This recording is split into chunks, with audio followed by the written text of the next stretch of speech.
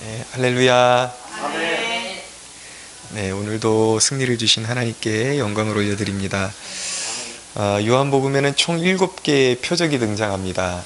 주님께서 병을 고치시고 물로 포도주를 만드시고 이런 종류의 표적이 7개가 등장을 하고요. 그리고 9개의 에고 에임이라는, 이게 약간 좀 신학적인 사상이긴 하는데, 이게 뭐냐면 나는 무엇이다 라는 정의입니다. 나는 부활이다, 나는 생명의 떡이다, 나는 생명의 빛이다, 이런 종류의, 주님께서는 나는 무엇이다 라고 스스로를 증명하시는 그 구절을 에고 에임이라고 그러거든요. 근데 이것이 이제 9개가 등장을 합니다. 근데 그런 주님의 자기 정의, 자기 정체성을 그렇게 확고히 하시는 대목이 중요한 이유는 무엇이냐면, 이 7개의 표적과 9개의 에고 에이미가 무엇을 지향하는 것인가? 바로 예수님의 신성을 강조하기 위해서 사도 요한이 요한복음을 기록하면서 의도적으로 그렇게 편집을 한 것입니다. 그래서 이 최종적인 그 목적은 무엇이냐면, 예수님의 기적과 그리고 예수님의 스스로의 자기 증언을 통해서 목적하시는 것은 무엇이냐면, 그 목적이 요한복음 20장 31절에 나와 있어요. 보면은 오직 이것을 기록함은 너희로 예수께서 하나님의 아들 그리스도이심을 믿게 하려 함이요 또 너희로 믿고 그 이름을 힘입어 생명을 얻게 하려 함이니라. 할렐루야. 네, 여기에 목적이 있는 것입니다.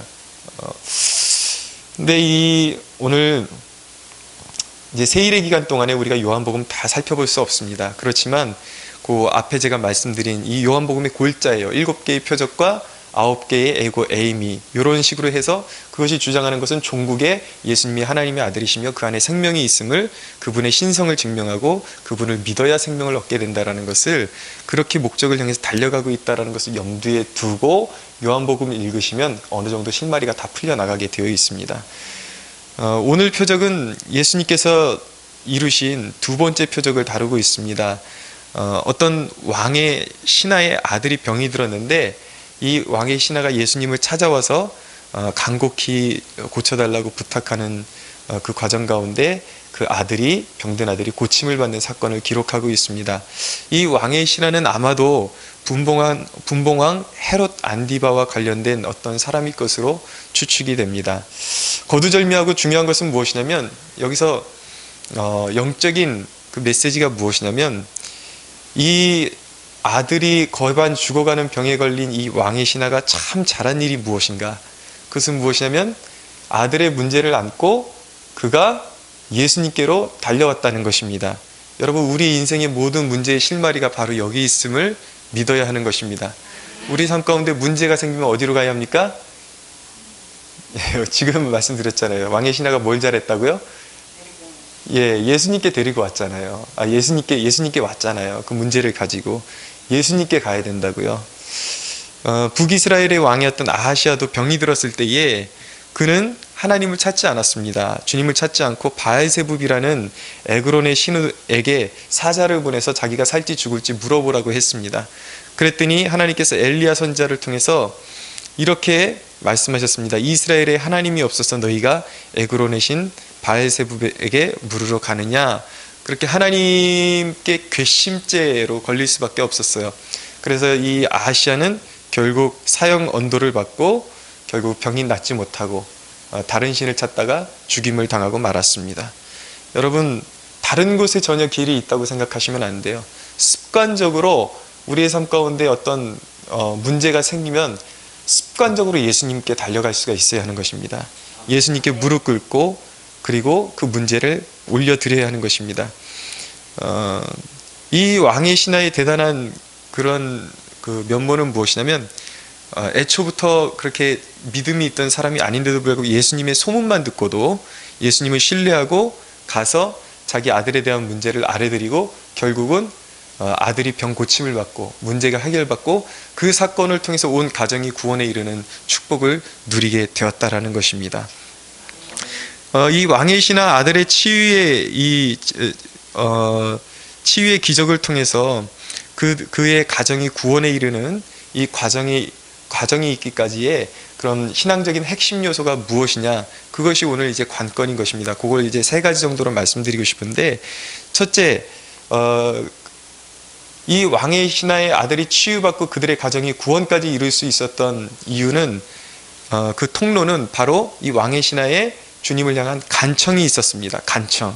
46절에 49절까지 한번 읽어보겠습니다. 시작. 예수께서 다시 갈릴리 가나에 이르시니 전에 물로 포도주를 만드신 곳이라. 왕의 신하가 있어 그의 아들이 가버나움에서 병들었더니 그가 예수께서 유대로부터 갈릴리로 오셨다는 것을 듣고 가서 청하되 내려오셔서 내 아들의 병을 고쳐주소서 하니 그가 거의 죽게 되었습니다. 예수께서 이르시되 너희는 표적과 기사를 보지 못하면 도무지 믿지 아니하리라. 신하가 이르되 주여 내 아이가 죽기 전에 내려오소서. 아멘. 이 왕의 신하의 자세를 보면 자기의 신분 따위에 그런 어떤 체면을 세우거나 그런 모습을 전혀 볼 수가 없습니다. 자기의 모든 신분까지도 내려놓고 오직 자신의 아들의 병을 고침받겠다는 그 일념 한 가지가 가지고 자신을 주님 앞에 낮추고, 그리고 예수님이 함께 동행해 주실 것을 절박함으로 구하고 있는 것입니다. 그때 예수님께서 이 왕의 신하를 좀 질책하시는 듯한 대답을 주십니다. 그것이 48절인데 예수께서 이르시되 너희는 표적과 기사를 보지 못하면 도무지 믿지 아니하리라. 사실 이 대목은 왕의 신하를 직접적으로 꾸짖는다기보다도 그 갈릴리에 살고 있었던 전반적인 사람들이 다 표적을 지나치게 의지하는 그러한 습관들이 있었기 때문에 전체를 아울러서 주님께서 질책하시는 것입니다. 이것은 여러분, 우리가 신앙생활할 때 우리와 함께 하시는 주님에 대한 그런 증거를 구하는 믿음 자체는 귀한 것이에요. 늘 주님, 내 삶 가운데 주님이 함께 하시고 역사하심을 보여주십시오. 그런 증거들이 보여주십시오. 그런 것은 참 좋은 믿음입니다. 근데 단지 무엇이냐면 그 증거를 보지 못하면 무너지는 신앙은 이 거센 풍파를 이겨내기에는 너무나도 유약한 신앙에 불과하다는 것입니다. 정말 주님이 기뻐하시는 신앙은 무엇이냐면 주님의 그 임재를 구하고 주님이 함께 하시는 증거를 구하면서도 비록 눈에 보이지 않을지라도 이 눈에 아무 증거 아니 보여도 주님의 주님 되심으로 주님의 살아계심과 주님의 주권을 인정하는 믿음을 그렇게 기뻐하신다라는 사실을 우리가 믿어야 하는 것입니다. 왕의 신하가 주님을 향해서 구사한 전략은 간청이라는 것입니다. 간청, 간곡하게 아뢰드리는 것. 문제를 가지고 절박함으로 나아가는 그 간청은 우리의 신앙 가운데 응답의 문을 여는 마스터 키와 같은 것입니다. 물론 우리가 어떤 주님 앞에 간곡히 아뢰드리는 것 가운데는 주의할 점도 있어요. 정욕을 위해서 때를 쓰는 것은 간청이 아닙니다, 여러분. 그것은 좀 구분해야 돼요. 출애굽했던 이스라엘 백성들이 하나님을 믿지 못했습니다. 하나님이 그들을 애굽에서 끌어내실 때, 광야로 이끌어 가실 때 이미 그들에게 필요한 모든 것을 계산해 놓고 계셨거든요. 아들이잖아요. 우리 자녀를 길러보면 알지만 자녀가 갖고 싶은 것도 사주지만 자녀에게 필요한 것이라면 부모가 먼저 다 생각을 해놓습니다. 그리고 사주죠. 그것이 부모의 역할이잖아요. 근데 그것을 믿지 못했어요. 그래서 그들의 마음 가운데 먹는 것으로 시험이 들어갔고 불평이 크락했습니다. 그래가지고 그들이 하나님 앞에 고기를 구하는데 감사함으로 구하지 못하고 주님을 원망함으로 그렇게 때를 쓰면서 구했습니다. 그랬더니 그것이 하나님 보기에 하나님의 심기를 굉장히 불편하게 건드렸습니다. 그래서 그들은 응답을 받았어요. 분명히 메추라기를 정말 이 사이에 그냥 막 낄 정도로 하나님께서 이제 바람을 불어주셨는데 결국은 그러고도 하나님 앞에 불평이 가득했다가 결국은 하나님의 재앙을 만나고 마는 그런 불행을 겪게 되는 것이죠. 그러니까 여러분, 응답이 다 같은 응답이 아닌 것입니다. 때로는 우리가 그러니까 하나님을 신뢰하지 못하고 불평으로 구하고 조금만 인내하면 되는 걸 가지고 막 하나님을 타박하듯이 그런 식으로 이렇게 취하는 응답은 결코 우리의 영적인 그런 것에 결코 도움이 되지 않습니다. 무엇이든지 감사함으로 구하고 믿음으로 구할 수 있어야 하는 것입니다. 믿으시죠? 여러분, 그러나 여러분, 우리 힘으로 어쩔 수 없는 시련이 올 때가 있어요. 그것은 어떤 의미인가? 성도로 하여금 하나님과 더 가까워지게 만드는 촉매제로서 하나님께서 허락하시는 것입니다. 하나님께 택함 받은 백성들에게는 문제가 생기는 게 축복이에요.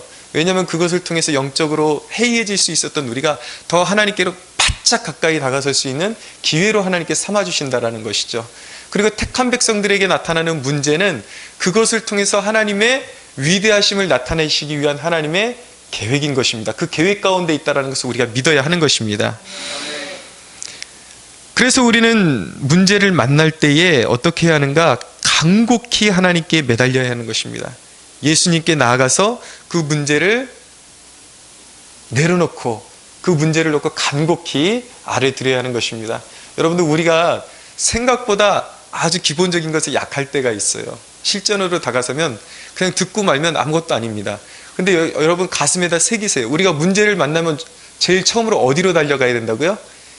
예수님께 달려가야 되는 것이죠. 예수님께 그 문제를 내려놔야 하는 것입니다.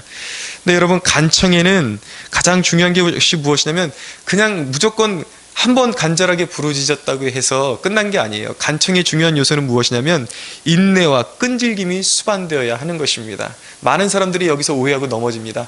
그냥 간청이라는 것을 너무 쉽게 생각하니까 자기 마음의 소원, 그냥 좀 그냥 절박하니까 그때 잠깐 부르짖었는데 하나님이 응답해 주시지 않으셨다. 그러면서 이제 떨어져 나가는 것이죠. 그것이 얼마나 불행한 일입니까? 하나님께서는 결코 그것을 원하시지 않습니다. 근데 여러분, 주님께서 우리가 간청하고 인내하면은 반드시 응답받는다는 것을 누가복음 18장에서 우리에게 말씀해 주셨는데, 제가 그 대목을 좀 읽어 드릴게요. 누가복음 18장 1절에서 8절은 이렇게 말씀합니다. 예수께서 그들에게 항상 기도하고 낙심하지 말아야 할 것을 비유로 말씀하여 이르시되, 어떤 도시에 하나님을 두려워하지 않고 사람을 무시하는 한 재판장이 있는데 그 도시에 한 과부가 있어 자주 그에게 가서 내 원수에 대한 나의 원한을 풀어주소서 하되, 그가 얼마 동안 듣지 아니하다가 후에 속으로 생각하되 내가 하나님을 두려워하지 않고 사람을 무시하나 이 과부가 나를 번거롭게 하니 내가 그 원한을 풀어주리라. 그렇지 않으면 늘 와서 나를 괴롭게 하리라 하였느니라. 주께서 또 이르시되, 불의한 재판장이 말한 것을 들으라. 하물며 하나님께서 그 밤낮 부르짖는 택하신 자들의 원한을 풀어주지 아니하시겠느냐? 그들에게 오래 참으시겠느냐? 내가 너희에게 이르노니 속히 그 원한을 풀어주시리라. 그러나 인자가 올 때에 세상에서 믿음을 보겠느냐 하시니라. 할렐루야. 아멘. 여러분, 골자는 무엇이냐면 하나님을 두려워하지 않는 재판장도 어떤 과부가 와가지고 끈질기 자주 와가지고 내 원한을 풀어달라고 그렇게 간청을 하면은, 비록 그 재판장이 하나님을 두려워하는 재판장이 아니라 할지라도 지겨워서라도, 예수님께서 하나의 비유로 말씀하시는 거예요. 지겨워서라도 더 이상 괴롭힘 당하지 않기 위해서라도 그 간청을 들어줄 텐데, 하물며 하늘에 계신 너희 아버지께서 어찌 사랑으로 품고 안아주시는, 그리고 아들을 피 흘려 죽기까지 하게 만드시면서 값주고 피값으로 사신 하나님의 자녀들이 눈물로써 부르짖고 그렇게 자주 와서 두드리고 원한을 풀어달라고 그렇게 간구하는데 어찌 아버지께서 오래 참으시겠느냐? 아버지께서 반드시 그 원한을 풀어주시리라. 할렐루야. 아멘. 하나님께서 그렇게 약속하셨다라는 것입니다. 근데 여기서 골자는 뭐냐면 이 여인이 한 번 갔던 게 아니에요. 자주 갔습니다. 여러분, 간청기도의 그 키워드는 무엇이냐면 자주 인내심이 필요한 거예요. 끈질기게 가서 하나님 이 문제 좀 다스려 주십시오. 하나님 이 질병 좀 다스려 주십시오.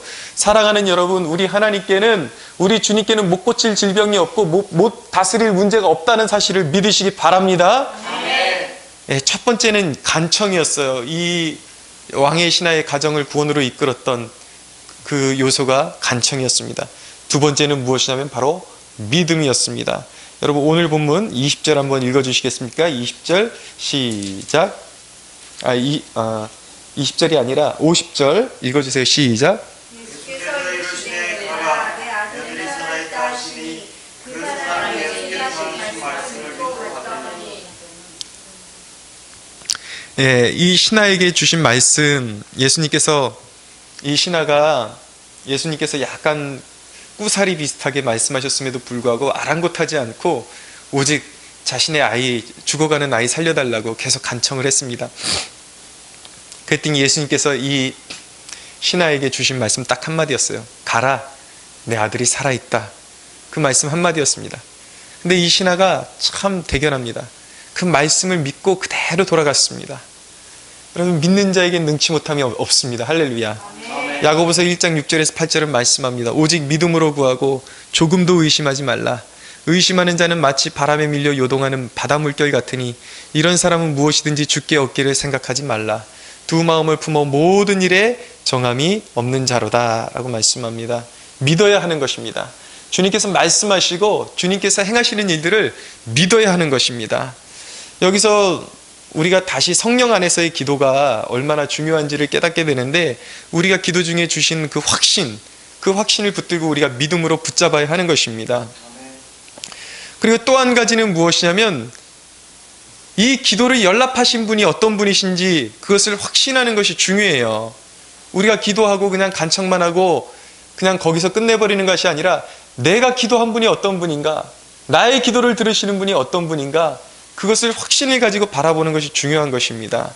여러분, 우리가 기도할 때에 우리의 기도에 연락하신 분이 어떤 분인지에 대한 확고한 신뢰와 그분을 향한 경외감이 있어야 하는 것입니다.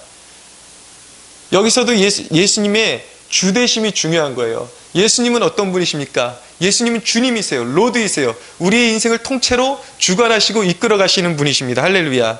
예수님은 주님이시고 통치자이시고 만유의 주권자이세요. 말씀으로 바람을 꾸짖기도 하시고 그런 모든 폭풍을 멈추기도 하시고, 그분의 말씀을 통해서 귀신이 떠나가기도 하시고, 그분은 영계를 움직이고 자연계를 자신의 말씀대로 그대로 순종하게 만드실 수 있는 분이 그분의 입술의 권세예요.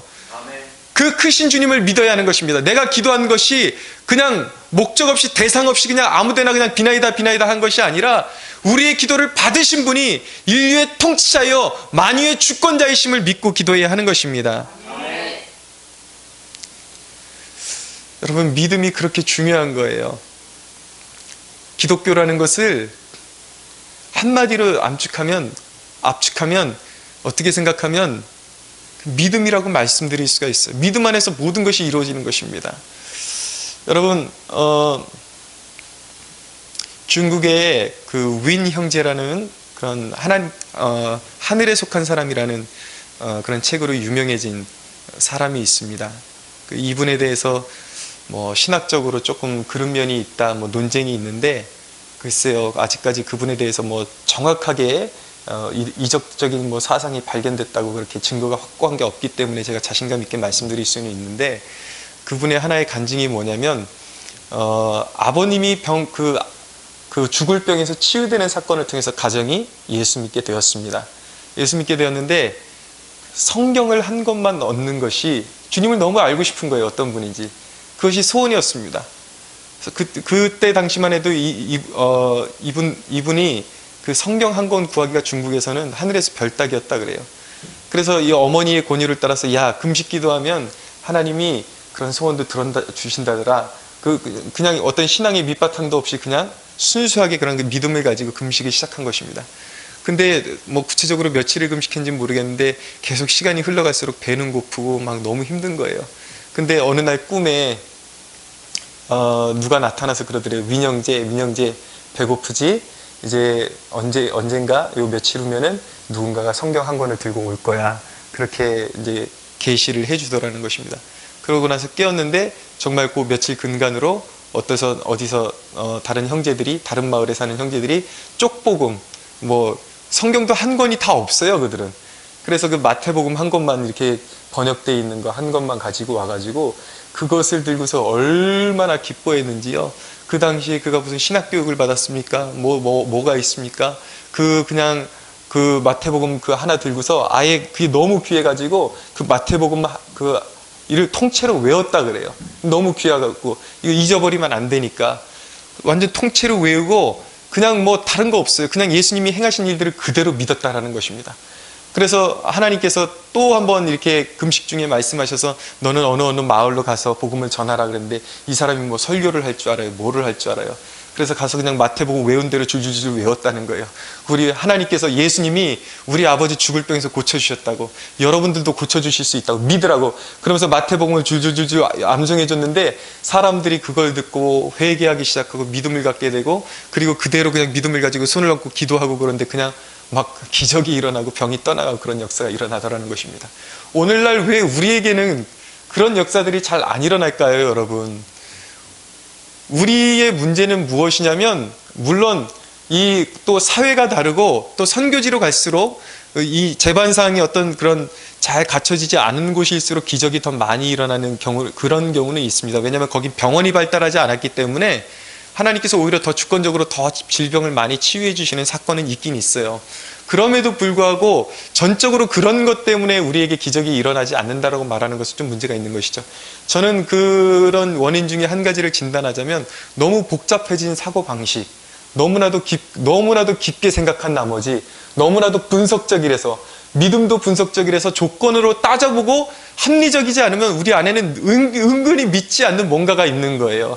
그러나 여러분, 믿음이라는 건 단순한 것입니다. 주님이 행하신 일을 오늘도 행하실 수 있다는 것을 믿으면 역사가 일어날 것입니다. 할렐루야. 아멘. 오늘 우리에게 필요한 것은 그 순수한 믿음을 회복하는 것이 우리의 과제인 것입니다. 여러분, 믿으세요. 우리 특별히 현수, 맨날 패배감에 눌려있지 말고 이번 수능도 한번 하나님 앞에 그렇게 배짱으로 나가보는 거야.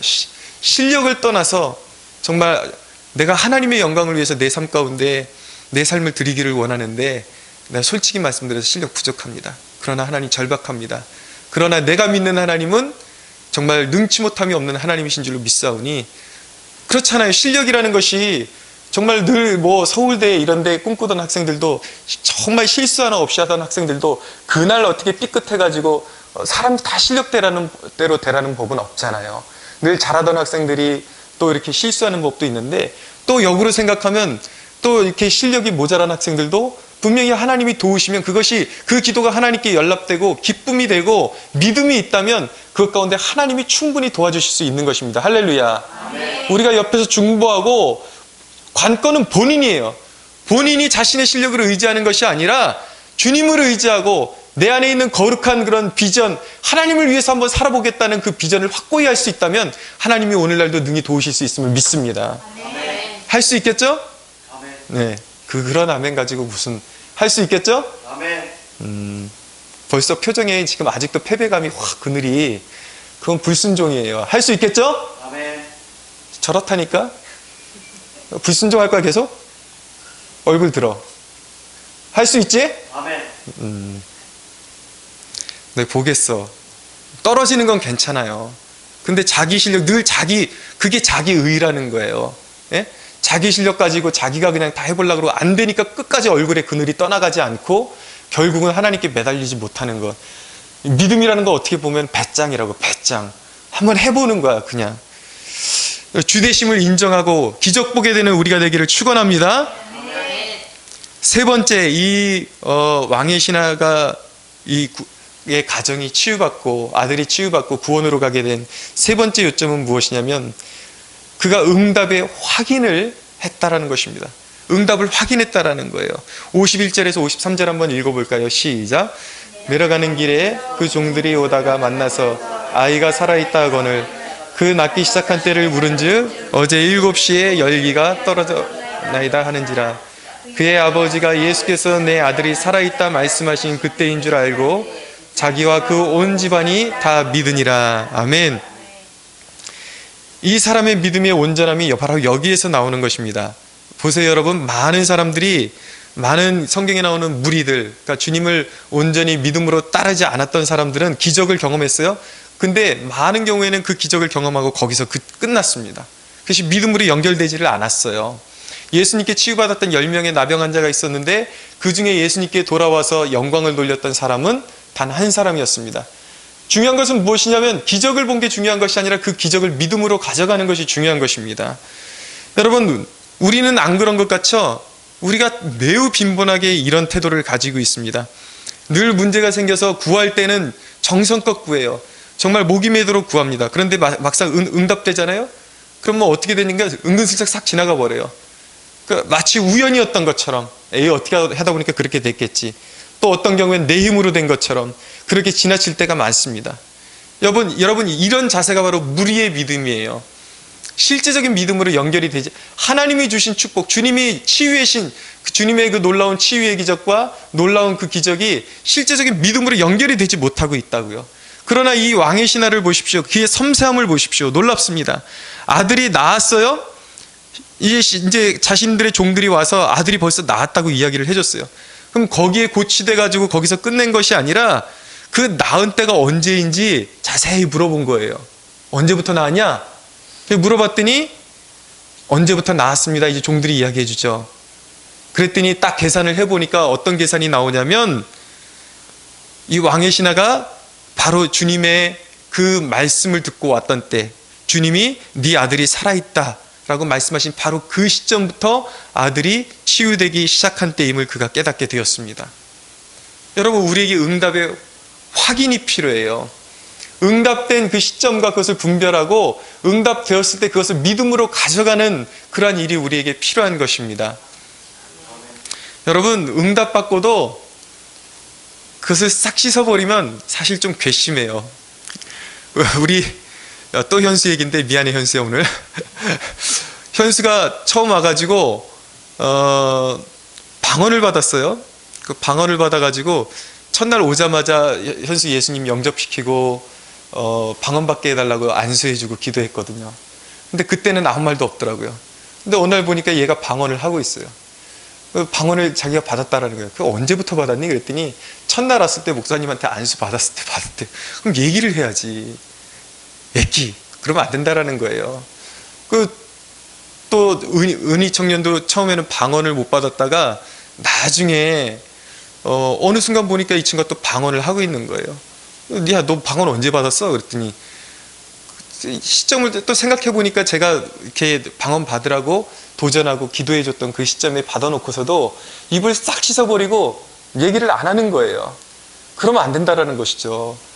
항상 그 얘기는 저에게 어떤 영광을 돌리라는 것이 아니라 응답받은 시점을 갖다가 생각하고 이거는 정말 하나님이 주신 선물이구나. 그걸 깨닫고 하나님께 영광 올려드리는 데 사용하라는 것입니다. 아멘. 여러분, 응답받았을 때 꼭 필요한 것이 무엇이냐면 감사하는 습관을 가져야 되는 거예요.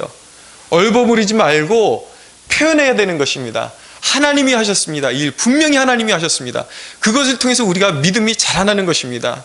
여러분, 좋은 습관은 하나님께 감사드리고 또 여러분들의 그 인생의 굵직굵직한 어떤 그런 난제들이 하나님의 능력으로 고쳐지거나 뛰어넘었을 때는 감사 헌금으로 하나님께 영광 올려드리는 그런 습관도 들이십시오. 그것이 여러분들에게 더욱더 믿음을 북돋아줄 수 있는 어떤 매개체가 되는 것입니다. 아멘. 여러분들의 삶 가운데 어떤 물질이 묶여 있을 때가 있어요. 거기에는 분명히 하나님의 뜻이 있습니다. 그럴 때 여러분, 어떻게 그것을 돌파할 수 있는 한 가지 방법이 있는가? 하나님이 기뻐하실 만한 소원을 드려볼 수도 있는 거예요. 예를 들어서 이유 없이 이 물질이 막혀 있을 때에 이거 하나님이 나한테 무언가를 원하시는 것이 아닐까 곰곰이 생각해 보는 것입니다. 그리고 하나님께 그렇게 한번 소원을 드려보는 것이죠. 하나님, 이 물질 어차피 제 힘으로는 풀리지 않을 것 같습니다.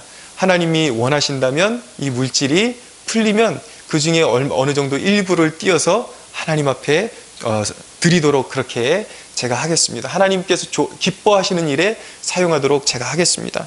그리고 한번 도전을 해보는 거예요. 그 물질이 진짜로 풀어지잖아요. 그러면 하나님 앞에 고백했던 그 소원을 이행해야죠. 그리고 하나님께 영광 올려드려야 되는 것입니다. 그 사인을 통해서, 그 기적을 통해서 온전히 하나님이 하셨다는 믿음으로 가져갈 때에 내 믿음이 더욱더 성장하게 되는 것이고 확실한 기도 응답에 대한 자신감이 생기는 거예요. 그러면서 기도에 대한 재미가 붙기 시작하고 더욱더 기도에 대한 확신 가운데 더욱더 능력 있는 기도의 자리로 나갈 수 있게 되는 것입니다. 할렐루야. 아멘. 어떤 문제든지 여러분, 물질이든지 건강이든지 어떤 문제든지 그런 걸 한번 사용해 보시는 건 괜찮아요. 이 문제를 해결해 주시면 이런 어떤 나의 삶 가운데 어떤 하나님 앞에 여지껏 안일했던 이런 태도들, 이런 것들 이제 내려놓고 하나님 정말 정성껏 잘 섬기겠습니다.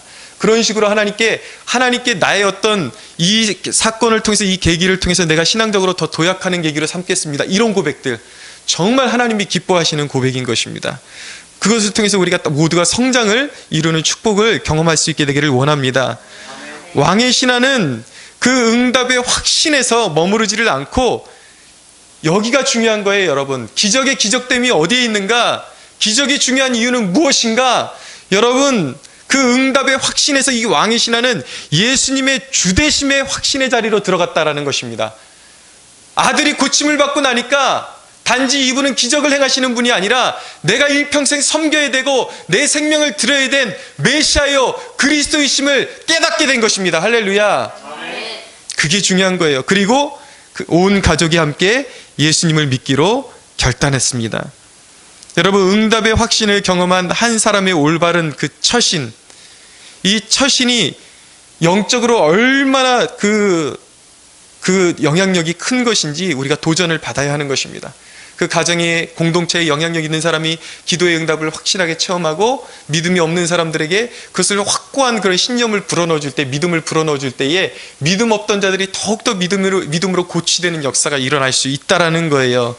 여러분, 구원은 개별적입니다. 내가 믿어야 구원받는 것입니다. 그러나 한 사람이 제대로 응답받고 확신을 가지면, 주님의 주되심에 대한 확신을 가지면 온 가족을 믿음 안으로 초청할 수도 있게 되는 것입니다. 할렐루야.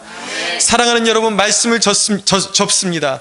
예수 그리스도는 누구십니까? 예수 그리스도는 우리의 문제를 다스리시고 생사화복을 주관하시는 전능의 하나님이심을 모두가 우리 함께 믿음으로 고백할 수 있게 되기를 주 예수의 이름으로 축원합니다. 하나님께 영광의 박수 올려드리겠습니다.